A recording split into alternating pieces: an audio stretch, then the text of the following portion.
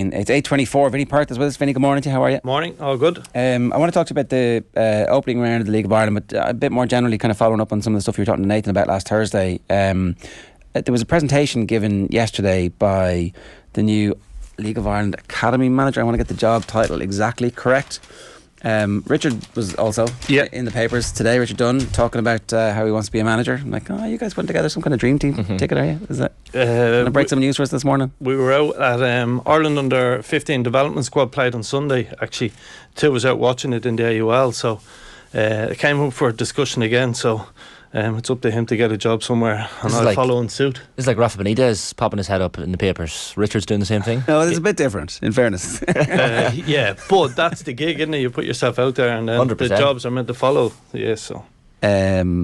So Will Clark, the LOI's academy coordinator, yesterday was giving a presentation talking about what they're doing. Look, I know the conversation comes around, and there's a lot of we're miles and miles and miles and miles behind, and that's true, right? I accept that. You made the point about Luton Town and the number of employees that they have for their academy far outstrips the entire country here, but at least the beginning of something is happening with this survey that they're doing of and the certification of all of the underage teams. It's work that should have done. Best time to plant trees 20 years ago. Second best times today. We're planting a lot of saplings. Yeah, no, I think there's a huge amount of heavy lifting being done, and anyone that knows anything about League of Ireland football will speak. Like, they talk about bringing in, say, over the years it's always been bring Brian Kerr into the FEI, and they were all legitimate arguments, but someone like Will Clark, who the success St. Joey's have had over the last 10-15 years, Will has been right middle centre of that. So to bring someone in with that experience who has helped so many young players move to the UK right in the middle of the FEI is really good, and it's gone under the radar, appointment like Will, for argument's sake. So that's a really positive step. I suppose when you do things like where we ended up in the discussion last week was the amount of feedback I've had as a result of it has been huge. A lot of positive, but always people have you sort of left this out, you got this little bit wrong, that bit wrong, but I'm okay with that. I'll have big broad shoulders, I'll take that. At least we're having discussions and we're moving on a little bit, and I think yesterday's announcement is another sign of yes, we're starting to make progress. Normally we have these conversations after we've been beaten 3 or 4-0 or 5-1 by Denmark and go, what's the problem, why can't the league produce players? And it's better if we start having them on the basis of full houses at most of the grounds in the opening weekend of the league, the news coming through that 1 million tickets are going to be sold, but still no overarching presentation, nobody from the FAI going, this is great, everybody come on, give us more money, government. Because Charlotte Burns was in here last week going, the GAA deserves more money from the government. Yeah, and I think we could probably do with the FAI hierarchy being a little bit louder. I would say it's not really my responsibility to fall out with a couple of people and get a few text messages, and there's a certain amount of people within the FAI who made contact to say you were absolutely spot on. More people outside the FAI should be saying it. So I suppose, like, I made a huge amount of points and some people have made a lot of points back, but I think the key is we're doing really well despite what we have. That's the key. And as a matter of interest, when people are being a little bit defensive or when they're saying you're doing, what are the points of discourse that they're going, actually we need to talk about this? Yeah, well, like, take the comment I made about Evan Ferguson. Like, it's very easy for someone, say, associate or a fan of Bows to go, what's he talking about? You know, we developed Evan through Kevin's blah blah. Yes, done an unbelievable job, and no League of Ireland team will ever be able to replicate what Brighton have, I would say, probably in their lifetime, because it is 7-star hotel stuff what they have, the training grounds, all that stuff. But I still go back to probably the best training ground in this country is now potentially Bowls in terms of DCU. That facility they have will be very good, but the shining light is Shamrock Rovers, done amazing work out in Roadstone. But by and large, you've got a gym inside an indoor hall. You've got an AstroTurf and one grass pitch between the whole club. That has to change for us to make our young players better. They've done amazing work. Shane Robinson done amazing work. We all hear of Shamrock Rovers. They are now become sexy for people outside of the League of Ireland. You know, the League of Ireland sort of family, there's starting to be more people go, and until we make our facilities better, then we're going to have a ceiling, and we have to realise that. And that's my argument about underage football and even first team football breaking the ceiling. The flight over to England, Vinny, was part and parcel of a development of a young player, 10, 20, 30 years ago from Ireland, but is becoming more of an option now to stay here and develop and kind of play into your mid to late 20s in Ireland? No, it's not an option. It's you've no choice. That's the problem. So I would say to you that, and I'll openly admit this, if I had a son who was 14, 15, 16 now, who was an outstanding footballer, and listen, remember, you never know how they're going to develop, I would consider moving to England as to give that child. You'd be like Federico Makeda, the dad, working in the ground at. Yeah, but like, what's the point in denying it? I would. Okay, right. I would, yeah, okay. Because to get to the very next level, depending on where that child is, and I don't like using Evan because actually very close to his family, but I use it as the example to say next month or a couple of weeks' time against France, he's most likely going to play a huge part in it under current rules. And you're talking about the very elite players, he'll only be over in the UK 4-5 weeks. He wouldn't be ready to play a senior international. Just wouldn't. Is it the level of coaching? Is it facilities? Is it everything that's better over there? No, it's not just coaching, but it's the whole package. I've an example of a young kid who is injured at the moment in a League of Ireland setup, and I'd be very loose with this information, but I can stand over it. Who is injured, and he's seen a physio twice in 6 weeks. You're at any sort of academy in the UK, you're with a physio every day. If you're injured, you're at, and all of that stuff has to improve. But I don't want to go down a rabbit hole. Like I sat in Richmond Park, and it was brilliant on Friday night. Sold out venue, two really good sides going for each other. I'm saying we're there if we can just break the ceiling, and it's not going to happen overnight. Not going to turn up with loads of pitches today or tomorrow, but there has to be a real serious argument about how do we link everything together now. And to be fair, that was the start of it. Will has made his announcement yesterday alongside Richard Dunn, so hopefully that's the start of people asking questions. The Evan Ferguson point, any idea how they managed to get him through? Well, he was probably the last one that then the Brexit rules obviously kicked in, and FIFA rules kicked in. Okay. Yeah. Is there any argument that if Evan Ferguson had stayed in the League of Ireland, at 16 he would have been first team, at 17 he would have broken all the scoring records, and at 18 he would have moved, and there would have been a clamour for him to be in the squad? But I accept the point that he, Yeah. Yeah, who knows? But then look, we're talking about the outlier as opposed to who knows? And I'm just making the point that he would just have moved over. He would just have moved over. We don't know is the honest answer, and it's probably lazy comment by me, and it's easy to throw that out. But it's a very stark reminder that the rules as they're set up at the moment are he's going to be the last of those. And there was too many kids going away at 13, 14, and we've all done. Anyone that's played has done the trials. I was away myself for 2 weeks as a young kid, didn't like it, all of that stuff. We've all done that stuff, but we have to get a happy medium here, and we have needed English football to help us. I've always made the argument that we have to stop using that as barometer, but at the same time we've needed English football to help us for our national team, and we shouldn't forget that. That point that Jeremy makes about Jonathan Burns being in here last week, the GA president-elect, are the GA vocal enough in terms of lobbying for money from the Irish government compared to rugby and the GA? Because certainly rugby and GA in Ireland make no bones about looking for money and resources, and why wouldn't they? But should the League of Ireland be doing the same? Yeah, they should be. League of Ireland has been, I suppose, what the problem child for the FAI for a long, long time. It's now not, to be fair.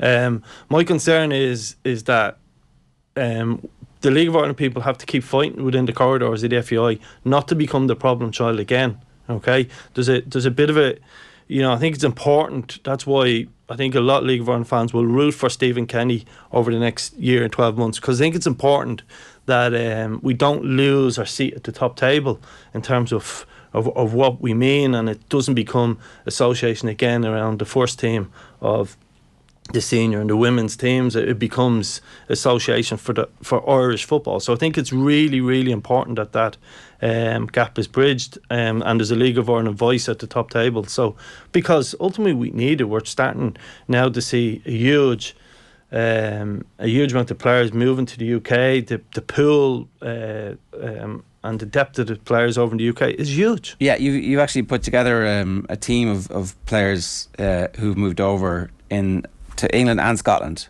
How recently is this? So it started in the last 12-18 months, and that's part of in many ways our success is now starting to potentially hurt the league. There's a lot of players now coming in on loan from the UK. I've seen 3 players sign yesterday from the UK on loan. We've a real shortage of players in League of Ireland now, which is a flip side of a huge amount of players going to League 1, League 2. Yeah. We've a real shortage, and we see. I don't like being negative. As I said, I was at an amazing game the other day. It's very easy to sit here and say everything's great, everything's brilliant, the product is brilliant, but now every club, I mean, you look at Sligo, there's 4 or 5 people from all different parts of the world. That was never the case. And while, you know, we welcome it and it's good to bring new players into the league, we've all done it.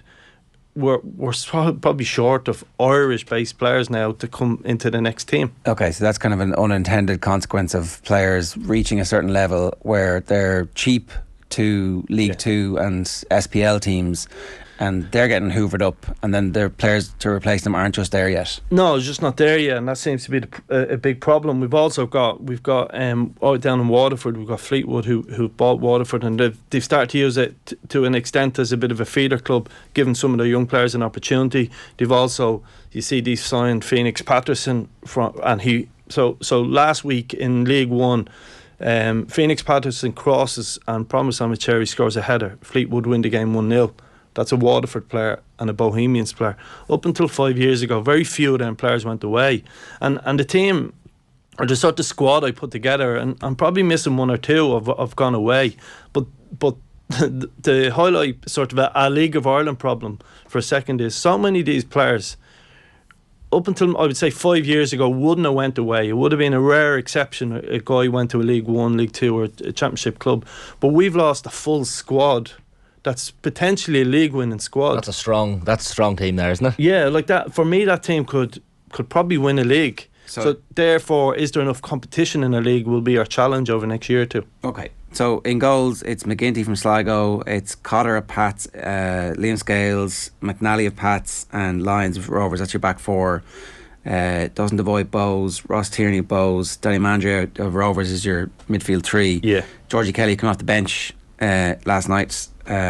Promise Cherry and Patterson. Yeah, so even on the bench you've got Kevin Phillips from Drogheda, who went to Crystal Palace, making huge strides there, young boy. Kieran Kelly is gone into League 2. So I'm saying that team would be top 2, that squad, and we never used to lose them. So someone like James Brown left Drogheda, went straight to Blackburn. Back 4 or 5 years ago, he would have ended up at a Dundalk or a Bohemians or a Rovers or a Derry, and a lot of clubs are missing that now. So you see Derry bringing in young O'Neill from Fulham on loan because they needed players in their squad, and we're having to go outside of the Irish market. There's a real shortage of quality on the way. Is there a supply and demand issue then? Do the league do the clubs start to look to, it's obviously cheaper for them to have players coming through their own system, and it's more beneficial for them instead of taking somebody from loan on Fulham. You know, if you can get a player of similar quality through your own system, they play for a season or 2, hopefully you give them a 3-year contract, and in the middle of that they get sent over and they get the transfer. So like, is this a teething problem or is it a long-term structural issue that can be fixed? Time will tell. I feel it's probably a long-term issue, that the gap between under-19 football to first team football is quite big.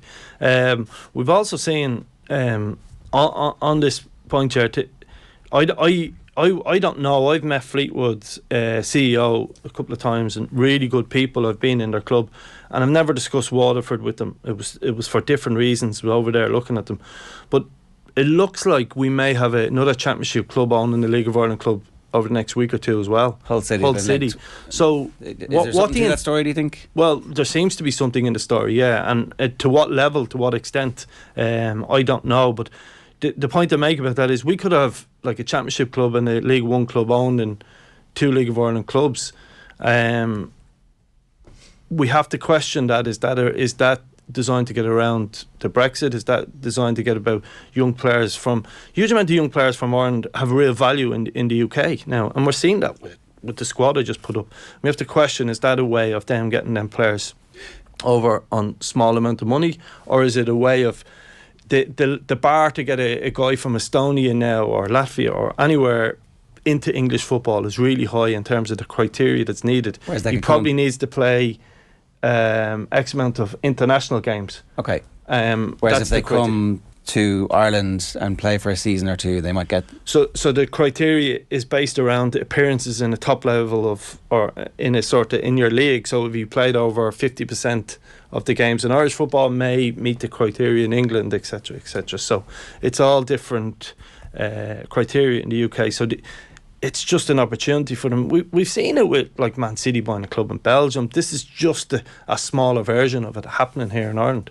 And there could be benefits too as well. Yeah, that's the thing. It's a complex situation where so the 2 lads are obviously over scoring, and we'll benefit from that if they get up a level and play in the Championship next season and hopefully make it to the Premier League in 2 or 3 years. And suddenly it's like, that pathway where they've come through is good. The money trickling down to the clubs who actually isn't enough yet. We haven't cracked that bit where... Yeah, so but I suppose that's the bit. The only thing I'll say to you is Waterford are full-time in the first division, which is like bizarre from a League of Ireland perspective. But if you're involved with Waterford, I do know that like when you get English people involved with Irish football, that's probably the wrong way of putting it, but they understand that players should be fed after matches. They understand players should be fed after training. They understand the kit man should be full-time. And sometimes we've been a little bit slow here to realise what real professionalism is in Irish football due to cost, etc. So I would say Waterford are more professional than a lot of teams, or not a lot, but a certain amount of teams in the Premier Division, and they'll be doing their business right. So there is real strong pros about it. It gives a real opportunity. We just have to keep an eye on the motive of it. That's the only question. Yeah, okay. And how it skews everything else. But if it's a rising tide that sets some standards, so long as there is some Irish ownership or... Well, if Hull want to buy Dundalk and take up that plastic pitch and put down a grass pitch, that's straight away, that's a win-win if they're going to spend that money. Yeah. But we don't. Like, that's further down the line, obviously, but we'll see. Okay. Really important for the league that we have a title race to bring everybody along. Good of Sligo Rovers to do the rest of the league a favour by scoring in the 97th minute to draw 1-0 with Shamrock Rovers. Yeah, that's still my concern this year. I've seen what is perceivably second and third, Derry and Pats. I think you've seen a lot of teams have a real slow start to the season, and that's part of the problem, because so many clubs are signing players on loan in the last week or two. There isn't a rhythm to the teams in the first game of the season. The challenge for, say, Derry for me was 1-0 up, 20 minutes to go. They should, league winning teams win that game 1-0. They had enough about them to win it. Probably didn't manage it well enough, gave away a lot of free kicks and corners, and ultimately Pat scored. But you'll only get away with losing 4 to 5 games a season and drawing 4 or 5. So already you're on the back foot. But you would imagine, I still say Rovers are there and probably comfortably ahead, and I don't see the title race as close as other people do, but hopefully I'm wrong. And have Rovers added enough this year in this off-season to compete at a higher level in Europe than they managed last year, do you think? Well, my initial is probably not. And the challenge for them is their squad is so big, it's so good, it's full of talent. Like Trevor Clark is a brilliant signing, Liam Burt from Bohemians, and they've Marcus Poom on loan from Flora Tallinn, whose his father was Marcus Poom. He by all accounts is a really good player, but to treat them in and isn't enough to go to the next level where you could see them winning games in the Conference League group stages. Probably not. but at the same time they have a really strong squad, and you can only have so many places, and that is the challenge. I've had it before, and I understand how difficult that's going to be for them. All right, Vinny, good stuff. Great to have you with us. Thanks a Thanks million. It's